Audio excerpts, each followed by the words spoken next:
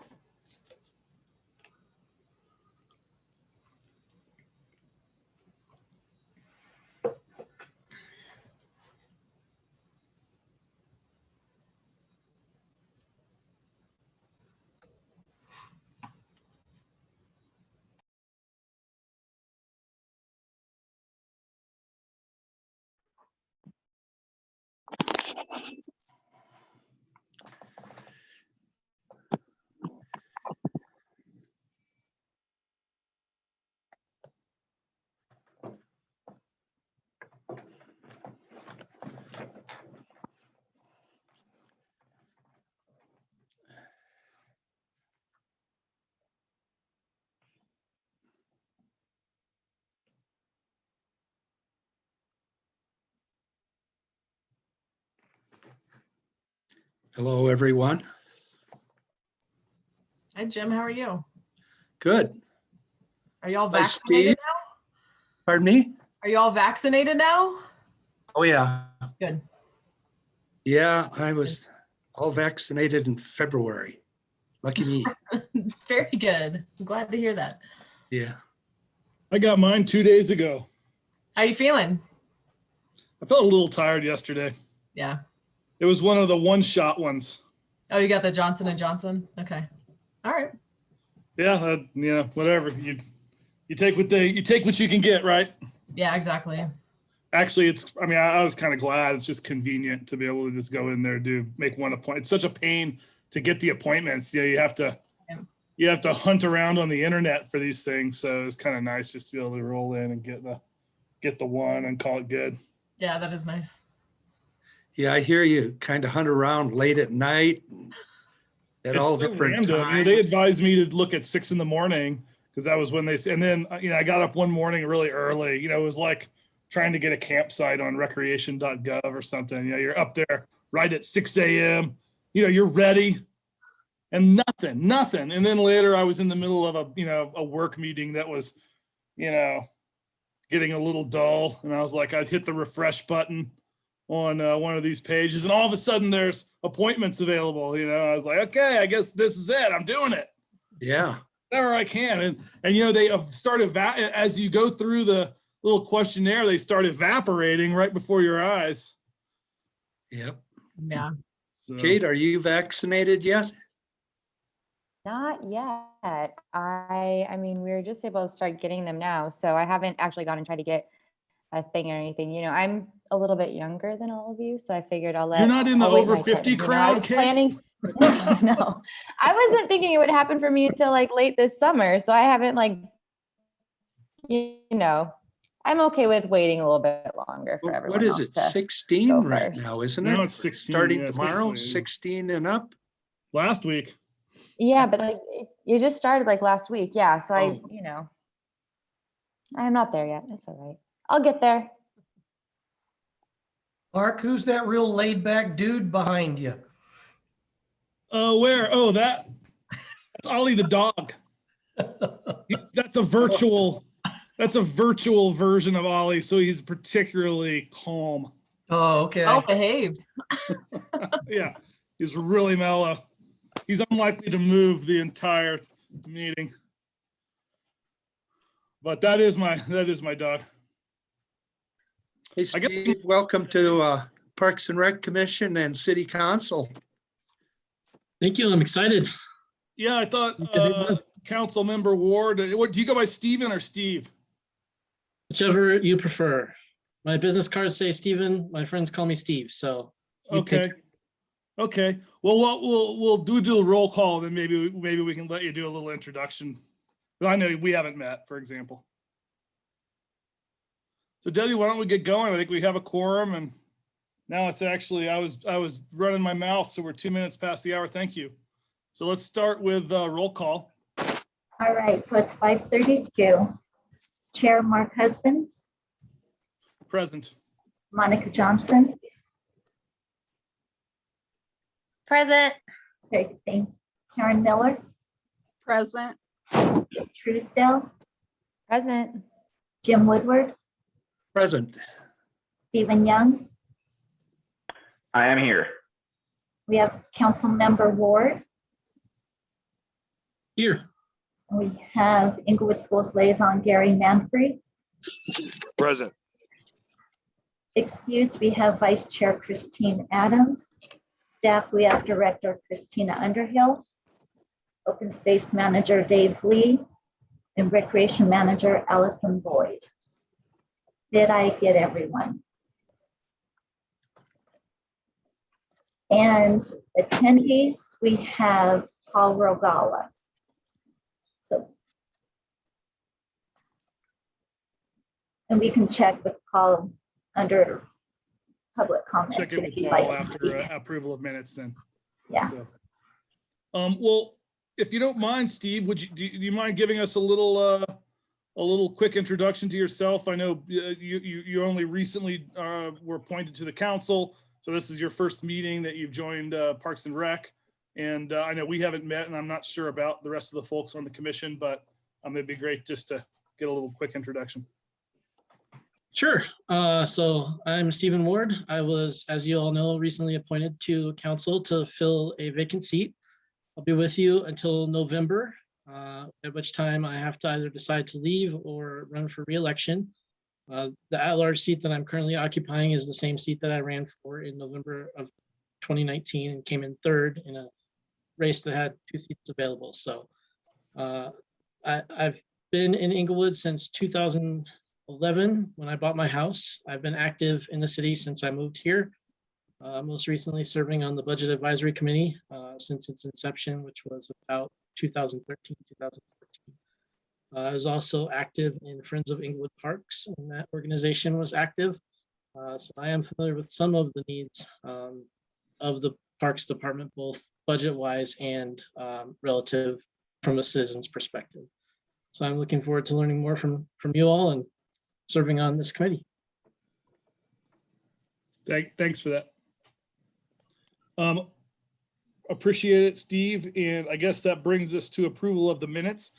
Do we have any corrections or comments or additions to the minutes?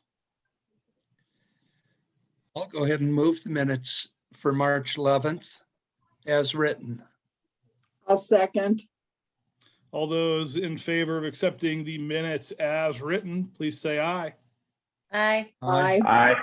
All Aye. opposed, please say nay. Minutes are moved. Thank you. Okay, I think we have just Paul as an attendee. So Paul, are there any questions or anything you'd like to share with us? Or did you just join to listen in?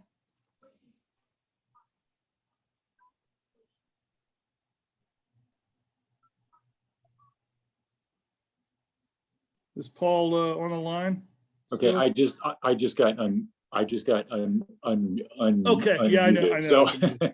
so I had to Thank wait you. for I had to wait for Debbie to ask me to Okay, speak. I don't have any questions at this time. I should have looked earlier and realized that there were already a couple of documents loaded with respect to the the off-leash area survey results. I think it's going to take some time to go through those, and I'm just interested to hear what Christina's take is on all of this, and also welcome to council member Ward. So. Okay, well, thank you again, Paul, for joining us and taking an interest in the commission activities.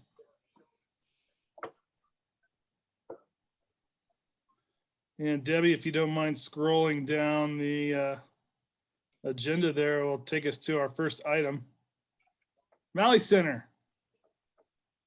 And Allison, do you have something for us about Malley? Sure.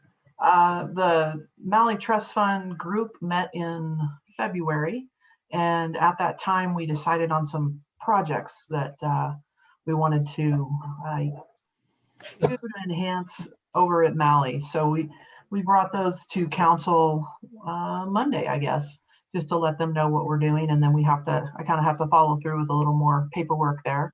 But the Malley Trust Fund is comprised of 3 appointees by council. So Bobby Harris and Joe Demore are current members, and we have 1 opening. Earl Huff was term limited. And then Jim Woodward sits on that committee as the Parks and Recreation person. And then Rita Russell is the council member. Russell is the liaison, like council member Ward is for this group. So periodically we'll use the funds through that. And there's about, I think it's $389,000 in the trust fund now. Last year, well, it was in 2019, beginning of 2020, we received a $140,000 donation from an estate, which was very nice. So that raised up that fund. The lady that donated it was very involved with Malley, and it was a nice thing that she did upon her passing. So a lot of those funds have been used for different things over the years. The statue in the front, the old marquee, we've used it for marketing materials. We've looked at different things to enhance programs.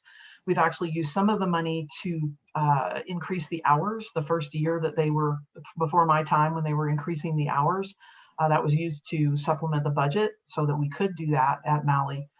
So there's a lot of neat things that we're able to do there. The grand piano was one of them. It was one of the things that was purchased.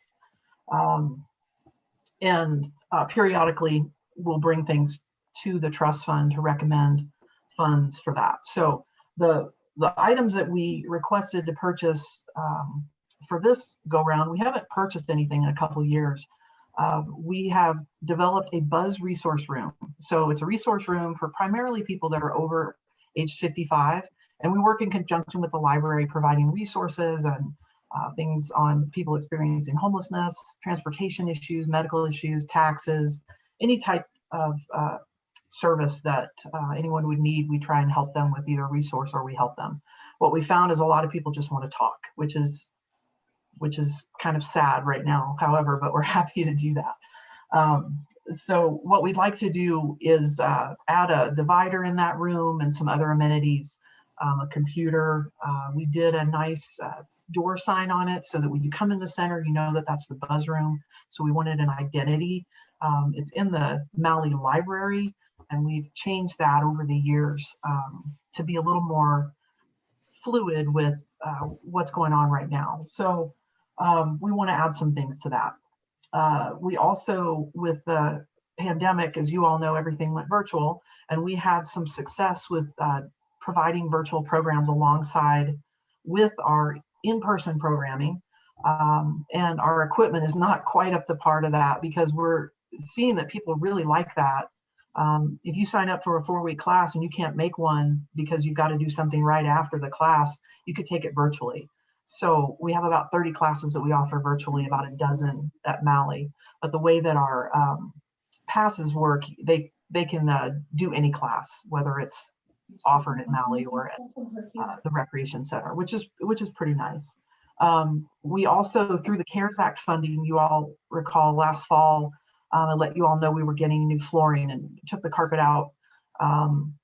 It smells better, it's easier to clean, things like that. So we have a rubberized surface now. And we thought we would have some sound problems with just the acoustics in there. So we purchased some acoustic panels in the game room, and we'd like to purchase some more in the hallways to help with some of that sound. We do have an older population, so we're very sensitive to some of those needs.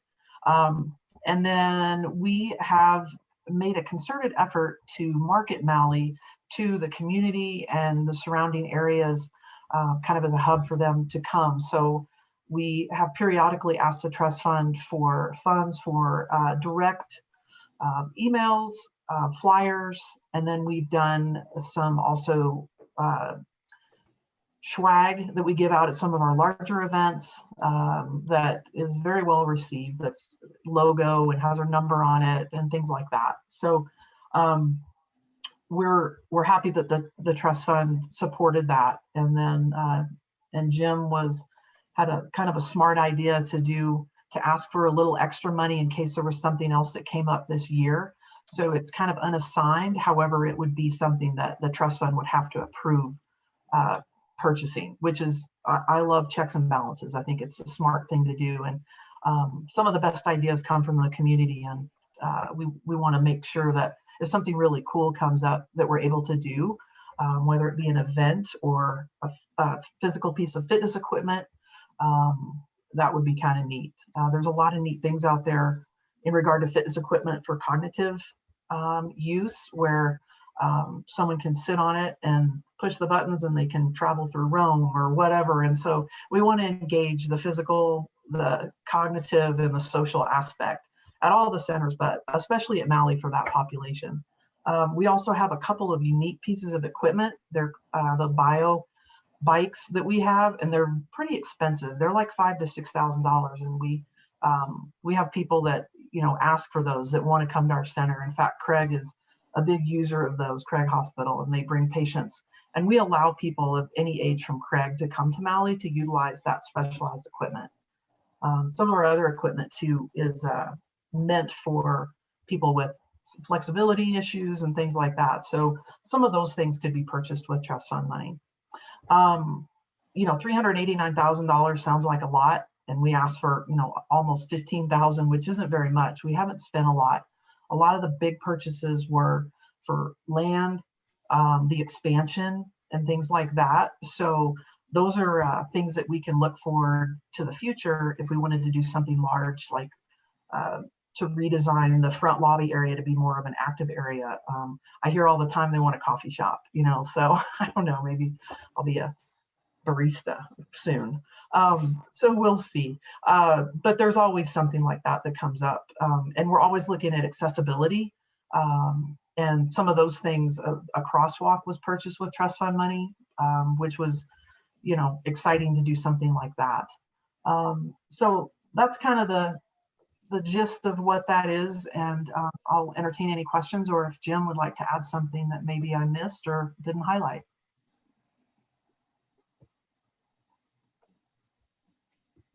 I was very thorough, no questions, nothing. Yeah, I just, on that crosswalk, it was the light out there, the flashing light, the solar powered light that we did years ago, the reception desk and some things like that. And that, I think, if I recall right, Elsie Malley, who the center is named after, was the seed money for the trust fund, and also the seed money for building the rec center, or the Malley Rec Center. She was a very generous lady. So, yeah. Originally, they had approached her to help build with a library, and I think they asked, she sent a check for like $5,000, and then when a group of them went to go talk to her, they ended up with $50,000. So, and she was really adamant about finding a social area where people, seniors, active agers, as I like to call them, could congregate. So very instrumental. There's, portraits of her all throughout the center, and lots of things are named after her. We celebrate her birthday in December, and so it's kind of nice.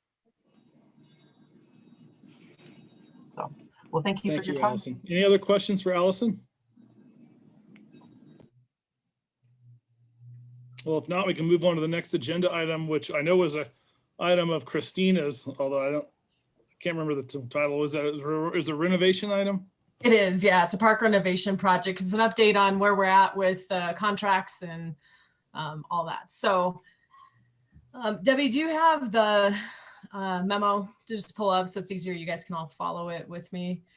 So we received 2 bids total. One was from ECI Site Construction Management. They came in at just over $2.9 million. And then American Civil Constructors came in at 2.2. 2.2 was our budget for this project. We were given out of the unassigned fund balance, out of the public improvement fund and the capital fund, $2.26 million to do these renovations. And just to remind you, it's Baker Park, Centennial Park, and Cushing Park. It's elements of those parks, not the whole park itself. So after reviewing both bids, we felt really confident with ECI and what they were recommending and their price points. And we decided to go ahead and move forward with ECI, even though ACC came in at the right price, but we weren't as confident that we would get what we needed to have done completed.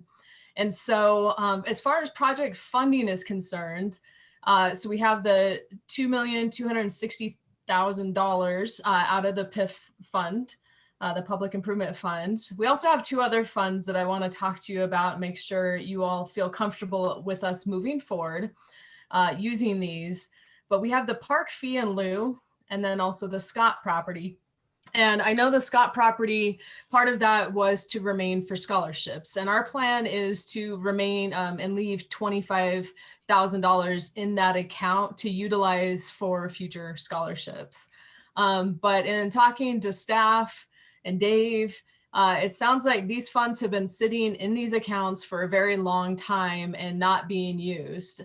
I did speak with the attorney's office, and after review, they said these 2 funds would both be eligible to be used for our park renovations. Both can make improvements to our parks, and that's what we'll be doing. So right now, the contract is in review by ECI. We'll be taking it to council as soon as the contract review is complete for council's approval. And once we have that, we'll hit the ground running with design and then implementation and construction. So I will entertain any questions you all may have.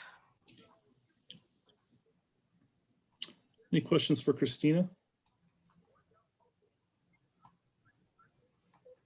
So the Scott property funds there, that's not like principal that's supposed to generate interest-based revenue over time. And it is generating some interest, probably not enough that justify keeping it in there.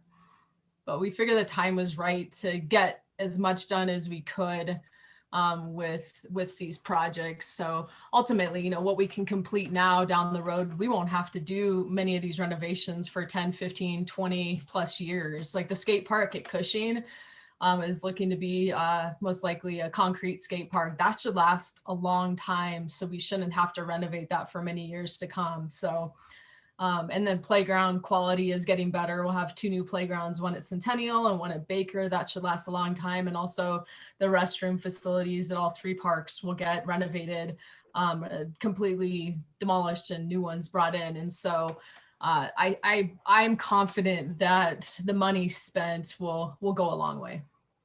so Mark, is there any opportunity to do, I'm sorry, someone was going to ask. Mark, it's Dave. I just wanted to chime in regarding your question. I look at a number of the funds, or I manage a number of the funds, including these 2. I look at them monthly. There is minimal interest being earned on the Scott property. There is a fairly significant amount of interest that's earned on the park fee in lieu. So they must be in different types of funds. Yeah. Because it's just pennies on the Scott property. Well, the park fee in lieu, that is a growing fund, as if I'm thinking of the right fund, as apartment buildings are built. Sometimes there's an offset for fees that they will pay to go towards parks because of the way the building is being built and the density of the building. Jim is correct. And so that should be a But the other growing, fund is one that once it's drained is basically done. That's Right. correct. Karen, did you have a question? Yeah, how large of scholarships have usually been given from the Scott property funds? To my understanding, not very much to date. And do we know why that is? Yeah, do we know who's gotten the information out to the schools about the scholarships? Because I've seriously never heard of it. well, Yeah. I think part of that is there's a new program that went into effect a couple of years ago with integrated family community services. And I think that was, part of that was offsetting some of that, wasn't it, Dave? Yes, Jim, you're correct. It's more than for school children. It's anybody that requests some assistance. Okay, I'm sorry, I must have, because when I heard scholarships, I figured it was for something to do with education. No, Well- it's for families and individuals who want to come to the rec center or in our programs, families or people of need. Then we look at subsidizing their fees. Okay, And since a lot of the programming now has gone to outside for pirate youth sports, for example, and some other groups, I would think, those aren't there. So some of those programs that we used to have for kids, like basketball and stuff like that, I think other people are handling those. okay, thank you.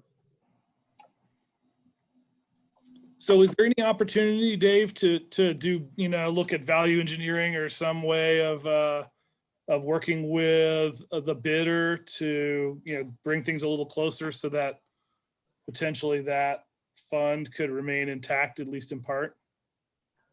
Well, I think that's why Christina mentioned that she wants to keep 25 grand in there. I think in any one year, if we had more subsidy for individuals than a couple of $1,000s, that was on the large size or side of it. So there's not much in the way of scholarships that are given out annually. So I think that's probably enough for a while.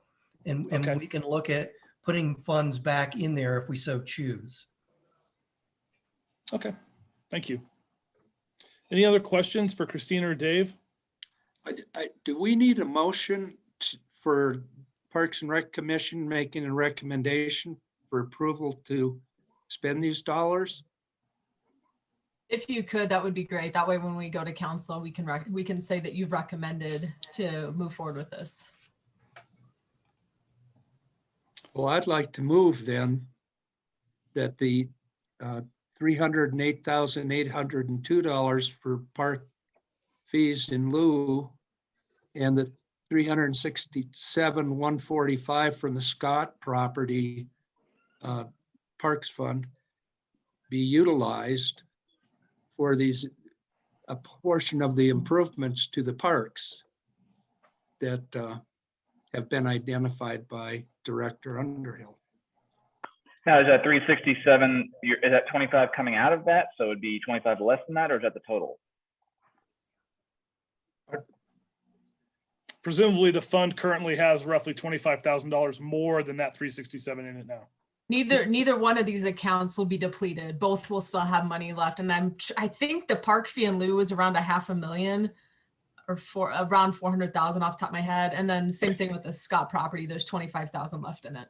Yeah, Gotcha. I mean, the park Okay. fee in lieu seems like exactly the kind of purpose for that fund source, that we're talking about. That doesn't even seem even slightly controversial to use those funds to get a park project done, right? Yeah. Right. But do we have a second? Jim has moved to approve this funding scheme. Do we have a second? I'll second Sure, it. I can second. All those in favor of approving the proposed funding scheme, please say aye. Aye. Aye. Aye. All opposed? Please say nay. Okay, I think we have moved to approve those funds. Thank you. Cool, thank you. All right, any other questions or any other information about that? It's certainly good news that the project is moving forward. And do you have a, let me ask one question. Do you have a sense of why? I mean, I understand how it is that sometimes you get a bid that looks like the right price, but you have a sense that it's a bid that's going to lead maybe to change orders or just other problems because it's not complete and looks like you're walking in. So I understand, but do you have a sense of why there is a little bit of a variance in the agency estimate and what we're getting? Is there a change in costs that you think account for that in terms of construction?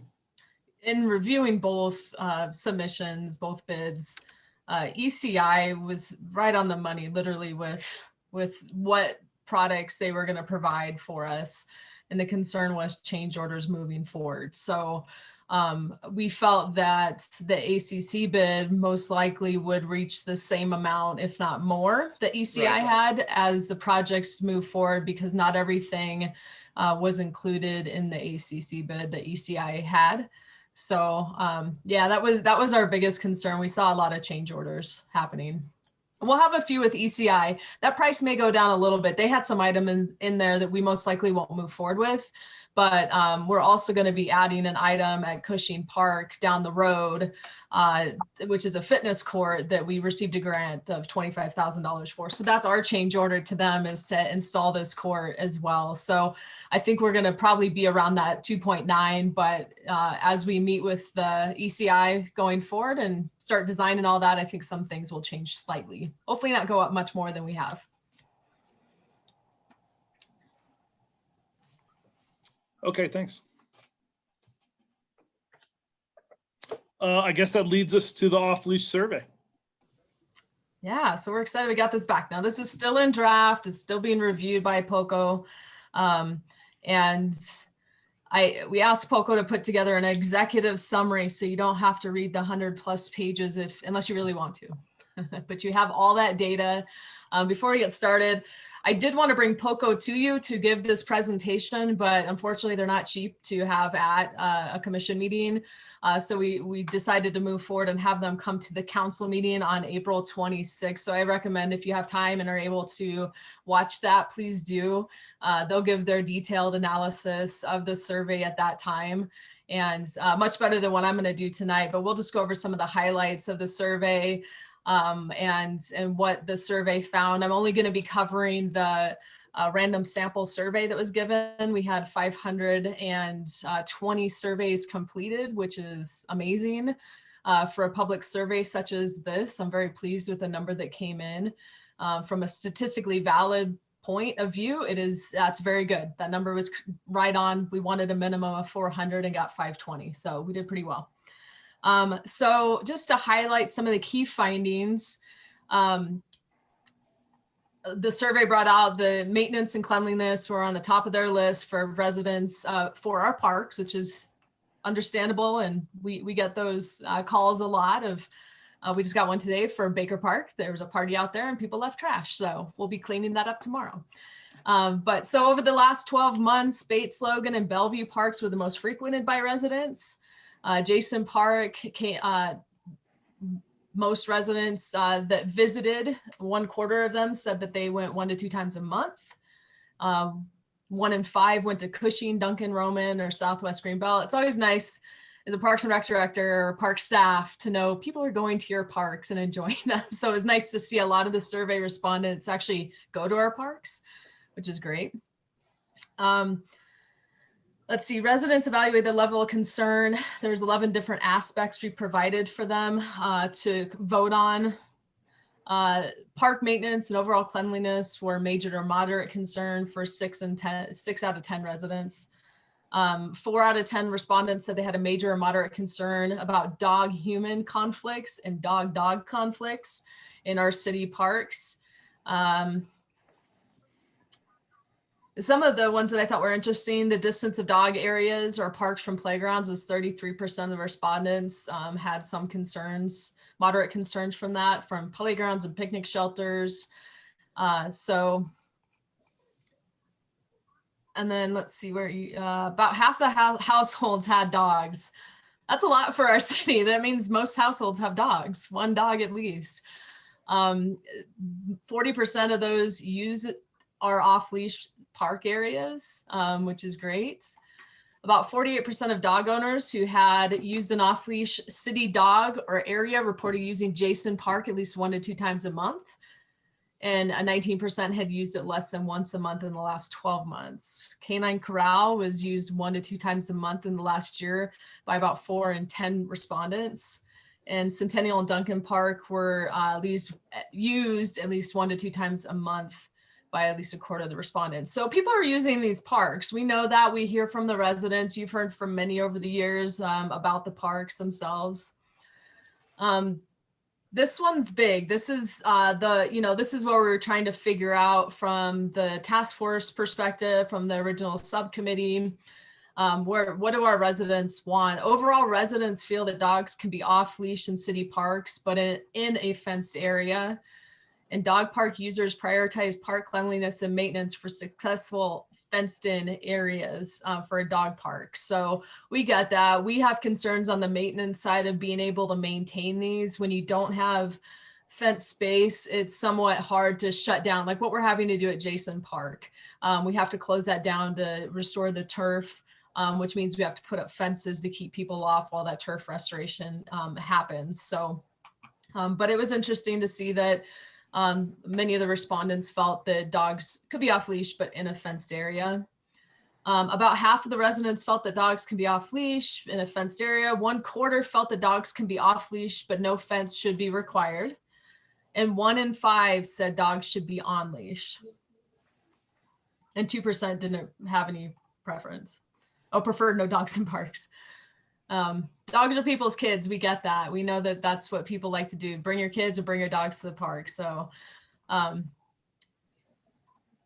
let's see, cleanliness, maintenance. We've talked about that.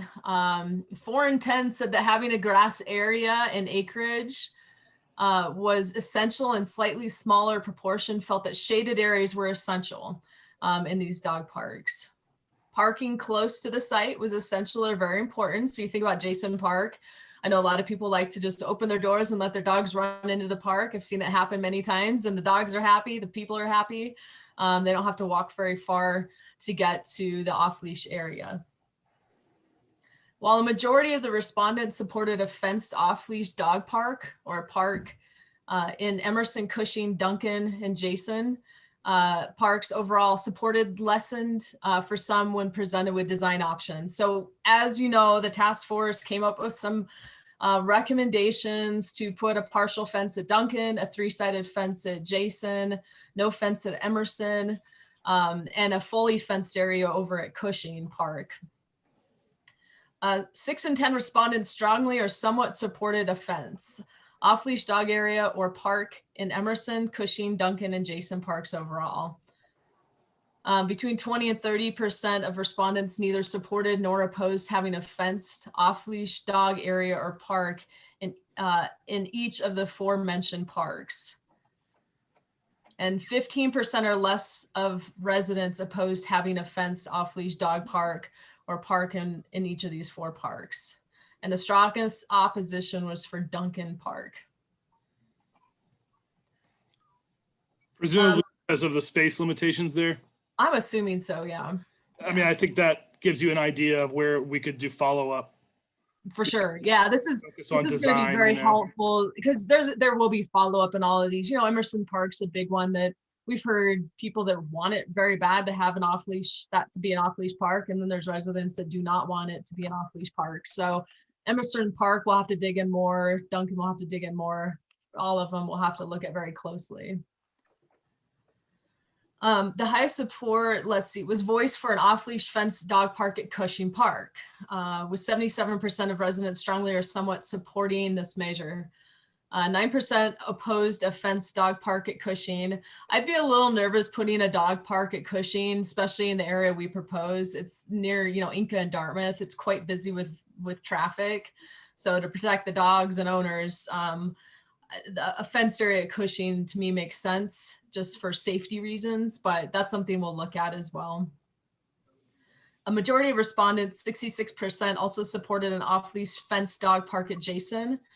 And a similar proportion, 60% supported a single fenced dog area at Duncan Park. So that fence at Duncan was just separating the other amenities from the open green space. So the courts and bathrooms and picnic shelter and playground were all separated from the off-leash area. Less than half the residents strongly or somewhat supported off-leash dog areas, no fence, at the Northwest Greenbelt and Emerson Park. About 3 in 10 opposed the dog area at these 2 locations. And as you know, the Northwest Greenbelt has been part of the off-leash program since its inception, and it has not had a fence. All right, let's see.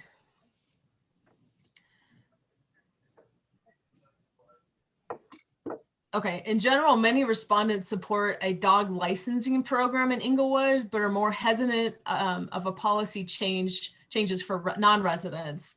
2/3 of respondents strongly or somewhat supported the city's implementing a dog licensing program. 12% neither supported or opposed everything. Half the residents, 53%, supported non-residents being able to use City of Inglewood parks with their dogs.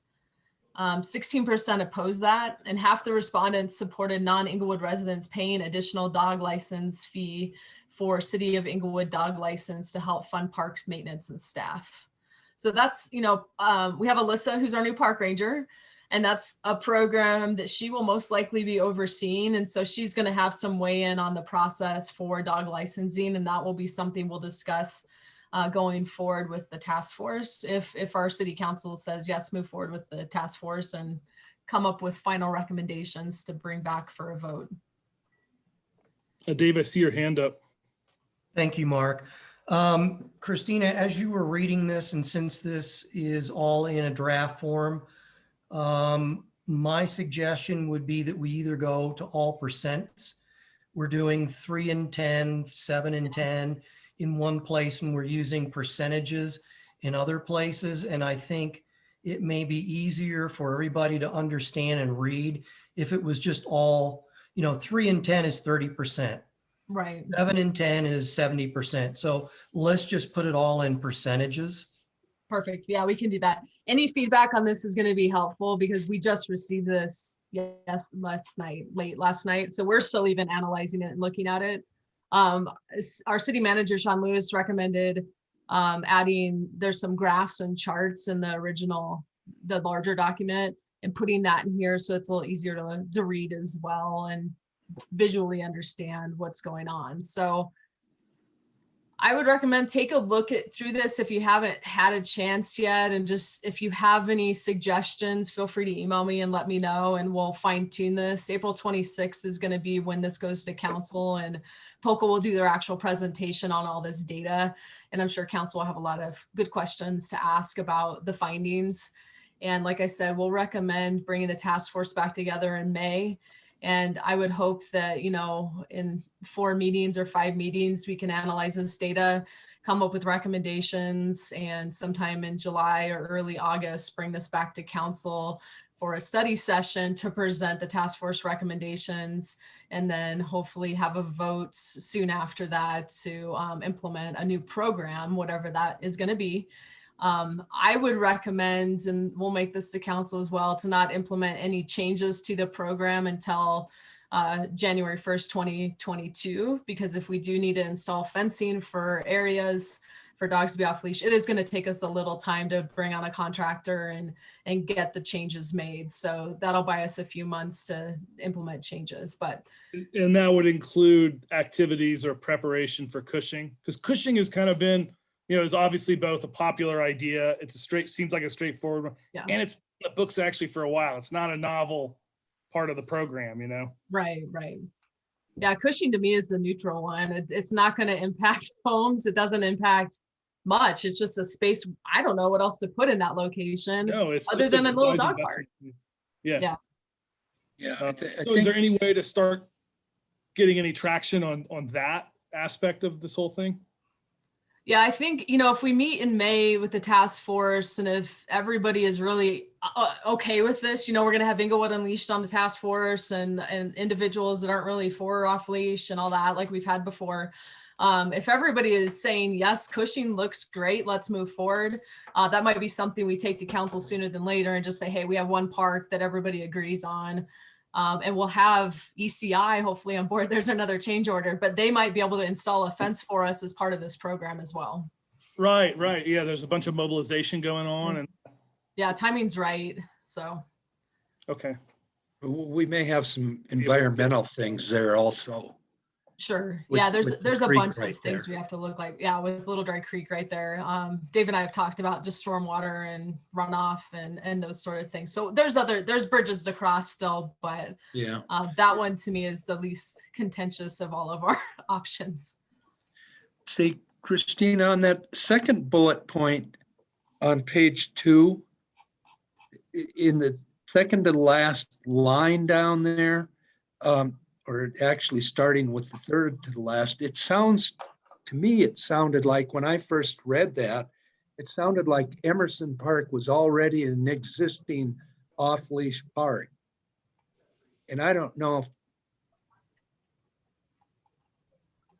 Okay. I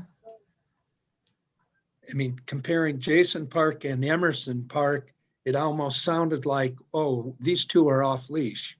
I gotcha. Okay, so that's on page 2 at the top, second bullet. Right. Okay. Yeah, that's a good one to point out. We'll make a change to that, so maybe it's not worded quite that way. Yeah, I read the survey and I don't know if you can see it, but I have a whole lot of just highlighting that I've done on it for myself. So and I can really fine tune it, maybe get you some stuff that Yeah. and if some of it's just informational, oh, that's a real interesting point. Stuff like that. Perfect. So- Yeah, I would love to have whatever you've got and information you want to share or recommendations you have as well to change. Okay. So I haven't gone through the whole report. I was trying to look through some of it, but I was also looking at the open result surveys and trying to get an idea of how many people it looked like responded to that. Do we know how many people? It kept seeming like the number changed, but maybe it was like around 450, 425. I think it ended up being 482 or something like that. Okay. And they're analyzing that data as well. They started Okay. with the statistically valid, the random sample survey. Yeah. So yeah, this is just the It executive seemed- summary for that. It seemed like those responses were kind of on par with the actual survey responses too. So that's kind of what I was looking at to see if there was like a really big discrepancy, and it didn't seem like that to me just from my initial readings. So I was happy to see that at least. Good. Yeah.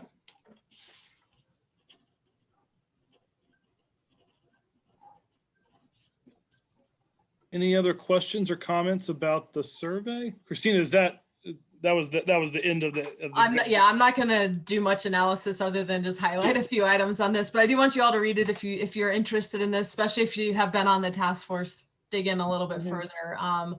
And this will be shared with the task force here shortly as well, so they can review prior to even bringing back the task force. So Steve Charbonneau, who was our mediator originally, he is geared up and ready to go, and he has the larger set of data that he's also reading through to gain understanding too of what our community is up for. So it's a work in progress. Okay. I have another question about regarding the number of dogs in a household. I was thinking the ordinance was 3 pets, 2 dogs and a cat, or 2 cats and a dog, but not 3 dogs. And certainly, I think somewhere I saw there was somebody with 4 and more or something like that. And it's like, what is this? I didn't know there was an ordinance against number of dogs. Yeah, there is, or was. There is. And I believe, Jim, you're right, but I think it's up to 3 household pets. Pets. Right. But it isn't Of 3 all dogs. species? It's 2 of what, I think No. maximum of 2 dogs and 1 of something else, or 2. So let's say Something else hypothetically and 1 someone had a dog. dog, 2 cats, and a snake. Would that I be? don't think snakes count. But I don't know. They have to have feet. Yeah, and they have to breathe air. So fish don't count either. Yeah. Okay. Right, Mark, Paul has his hand up. Oh, Paul. Please go right ahead. Yeah, thanks. Just a couple of things. I think, yeah, I thought the ordinance was that it was 3 of any kind. Like you could have, you were limited to 3, but it was, you could have anything from 3 cats and 0 dogs to 3 dogs and 0 cats. But I also wanted to thank Christina for putting in context the return rate. I've heard her mention a couple of times in the past that they got like 450 back, 450 or 500 surveys back, and I was sitting here thinking, man, out of 5,000, that's not very much. But I guess it sounds like that's actually pretty good. So thank you for clarifying that. Yeah, it's been once upon a time, Paul, I was trained in survey research, and it's not my business anymore, but yeah, that would be that kind of ratio between survey responses and the population to which you're trying to generalize is pretty darn good. And I think it could have been quite a lot lower, and you would still have perfectly acceptable confidence intervals. I think NRC, which is the national group that does this and is part of this, they would have said something in here if it wasn't, in their opinion, legitimate. But it seems like with those numbers, it would be real legitimate as far as polling or surveying. When we hit 425, NRC, the lady I've been working with called me, she goes, oh, we made it past the margin of error, that we needed to hit. So 400 was our target. So this is amazing. I've done other surveys that I thought were going to get better responses, and they didn't even meet the basic requirements. So I was really pleased when we hit 520 on this. This is good information, and it helps to understand better what our community is thinking regarding off-leash dogs or dogs in general in our parks. Steve, I see your hand up. Oh, Yeah, I just wanted to clarify the code issue regarding the number of animals. One of my sad hobbies is reading through the Englewood Municipal Code. 7-1A6, 7-1A-6, number of animals maintained on premises. No more than 3 dogs and 3 cats over 6 months of age, but no combination of more than 4. That's how the code reads.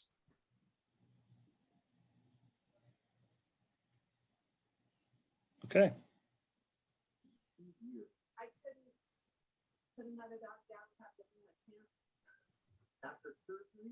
All right, I think that, do we have any other questions about the survey? I'm really excited about it. I think the results are really interesting. I'll comment that thinking back to the original recommendation that the commission had put together, it looks fairly consistent, which I call, by the way, the Truesdale plan. It's very consistent with what you kind of see at a glance in this, that did look like kind of a compromise and middle of the road sort of proposal, I think. So it's interesting, and I guess we'll have more opportunity to talk about these things when the task force comes back together. So with that, I guess that leads us to staff's choice. And I can't see everybody that's on. Let me see if I can. There we go. Christina, so you're in my upper left corner. Do you have anything else? I was just gonna say, with COVID restrictions lifting, we are opening our centers up a little bit more, and we're still, obviously the mask mandate's still in place. One thing that did change recently was the outdoor mask mandate is no longer. So if you are outdoors in Arapahoe County, you don't have to have a mask on. So if you go out to a park, we're no longer even enforcing it. We really didn't much before other than signage, but you don't have to have a mask on. So that's somewhat good news. A little normalcy's returning, but we're not out of the woods yet. So just be careful out there. And I know the new variant from UK, I guess, is hitting the Midwest pretty hard is what I heard on the news today. So just be aware, vaccine or not, just be careful out there. But that's all I've got. Thank you. Dave, do you have anything else for us? I do. I wanted to start with Jason Park. We've started in earnest to do some turf rejuvenation out there. We've had to turn on the irrigation system in order to mark the heads so that we can get out there and aerate the turf. We will be fertilizing and also doing some top dressing out there as well, and then overseeding. That all will start here tomorrow and into next week. And then we'll just kind of monitor it from there and hope we get everything to return to its once pristine condition. Jason Park grant, Lindsay Peterson and I have been involved in a grant for Jason Park as well. And that's to replace the outdated shelter that's out there, the restroom, and add a full-size basketball, not full-size, but full court basketball court out there, either reinforced concrete or post-tension. So we're in the final throes of getting that ready for submittal. And with any luck, we will hear sometime in late July whether we're successful, which means we could probably start construction late this year or early next on those new amenities. And then Romans Park Phase 2, this was also a grant that we received. That has started. All of the asphalt paths have been removed. The area around the restroom has been removed. They've poured some concrete walks north of the tennis courts. They're working on the entrance ramp into the tennis courts on the west side so that we can shrink our contractors area out there and kind of let people play on the courts. But all of that will continue. We hope in the next month to have the picnic shelter in and the restroom, the new prefabricated restroom. And then hopefully final completion of that entire project will take place in early August. And I also forgot to mention, we currently have the outdoor fitness equipment going in. They had the holes dug and some of the posts ready for assembly into those areas. So that was also pretty nice to see. Great. And if there's any questions, I'd be happy to answer them. Jim has his hand up. I just found the hand button, so. I thought you'd use it. Are you gonna do some sort of ribbon cutting or any type of thing over at Romans? When it's I think complete? it's appropriate given the amount of funding that we've gotten. The first grant was $500,000. The second one was $350,000. So I know excuse me, the parents and the kids, I've had repeated calls from distraught parents when we closed the playground to start the construction again. I was actually asked twice to postpone the construction so that the kids could play out there. And I had to explain that there's a time limit to these grants and we have to finish them or lose forfeiture on some of the money. So I think they mostly understood, but they weren't happy about it. I think it would be great. I mean, especially since the community came forward and there was all this discussion of things like going for a bond issue and different things. And I think the Parks Department really came through on Romans Park in a big way. I also think because really the Friends of Inglewood Parks started because of their concern about the condition and some of the equipment that was out there. And I think Steve can attest to this too, because he was a part of that. I think just having a ribbon cutting, you're going to get a pretty good attendance out there. And I think people will be delighted with the product once it's all finished. Yep.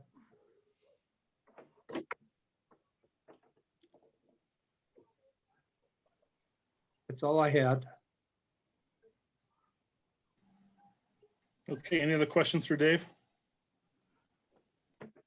All right, I think that, Dave, do you have anything else? Allison has one update for you. Okay, we'll go to Allison then.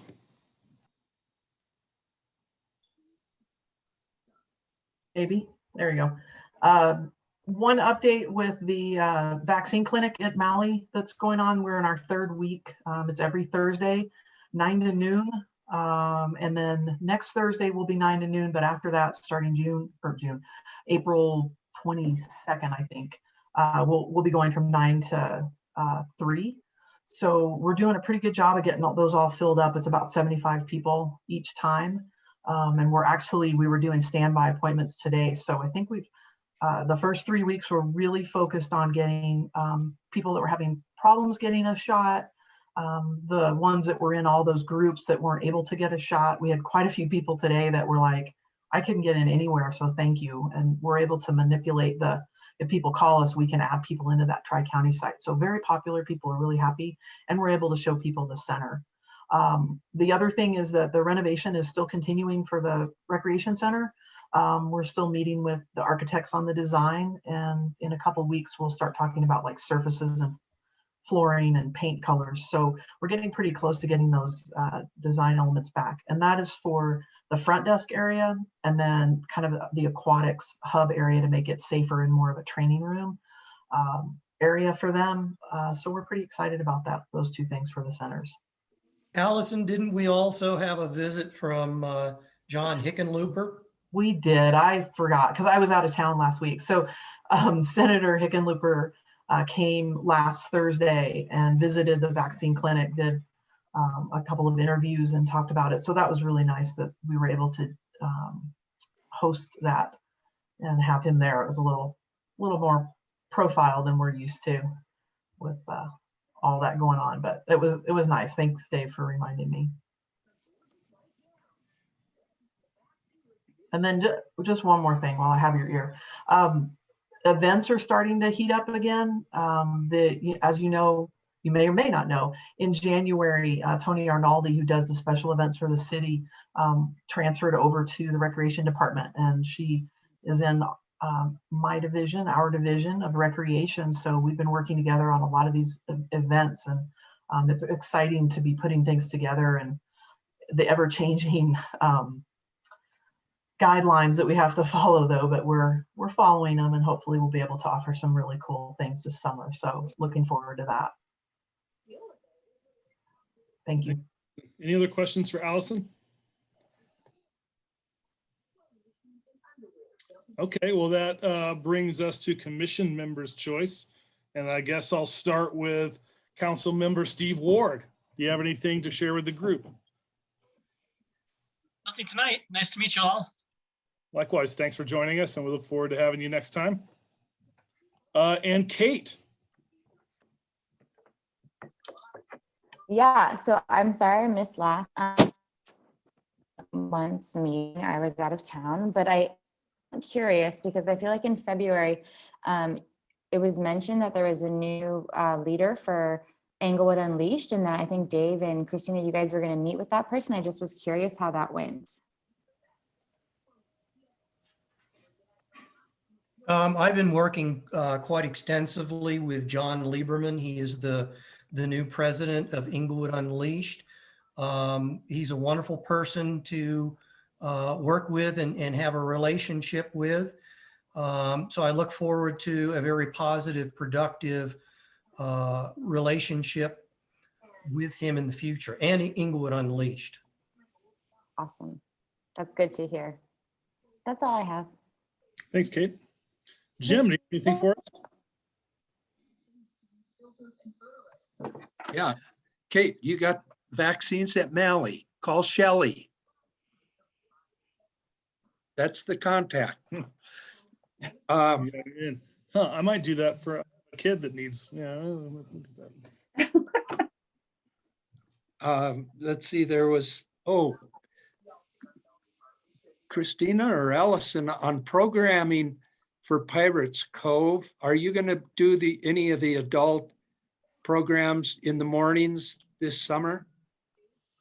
It's a good question. I don't know if I know we're talking about doing some adult nights, adult only after it closes to come in and do some fundraiser stuff. I'm not sure about programming in the mornings just yet. Everything's still a little iffy with COVID restrictions of where we're going to be on opening day. And so I know Brad Anderson, who oversees our aquatics division and Pirates Cove, it has a lot of things on the table, and we'll remove those as we need to based off of any restrictions. So I'll actually bring Brad, I think, next month to this meeting, and he can give you a full update on Pirates Cove and the aquatics division and what the plans are for the summer. So hopefully by next month we have better understanding of where we're at with COVID restrictions. But we are planning on opening as full as we can this summer for Pirates Cove and Farm and Train. So we are moving forward in that direction, which is really exciting. All right. Yeah, I had heard a rumor and then that it was the deep water exercise class was going to happen, but it wasn't in the book. So we are working on the summer guide currently, so you may see it in there. And Dave's got his hand up too. Go ahead, Dave.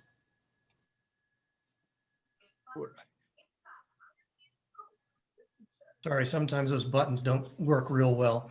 One thing, Christina and Debbie and I had a conversation, I think it might have been last week, regarding the commission. At one point, the commission had the desire to meet out in the parks because you all felt that this was valuable to see some of the parks and some of the amenities and some of the improvements. And so I just wanted to bring that up again as the COVID restrictions loosen up for everybody. You might want to discuss and make a decision whether that's June, July, and August, or however you want to do it to start thinking about meeting in person and out in the parks, especially now that the mask mandate has been lifted while you're outdoors.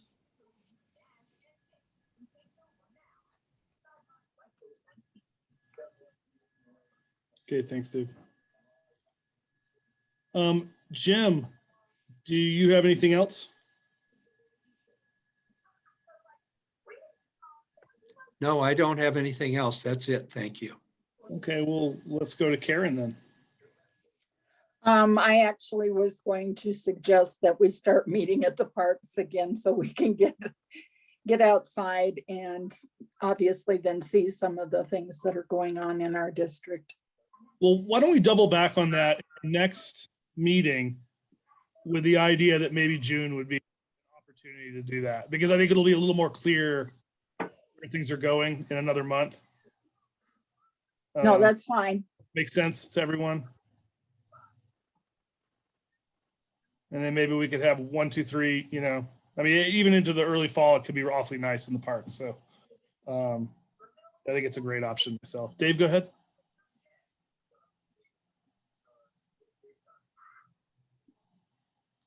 Sorry, I forgot to put my hand down. Oh, okay. Okay. I thought you brought it back up. All right. Well, thanks for mentioning that, Karen. Do you have anything else for us? No, that's it. Thank you. And Monica, anything to share? Hello. I just want to say welcome to Steve. It'll be nice to have a policy wonk on board and someone who's detail oriented. So welcome.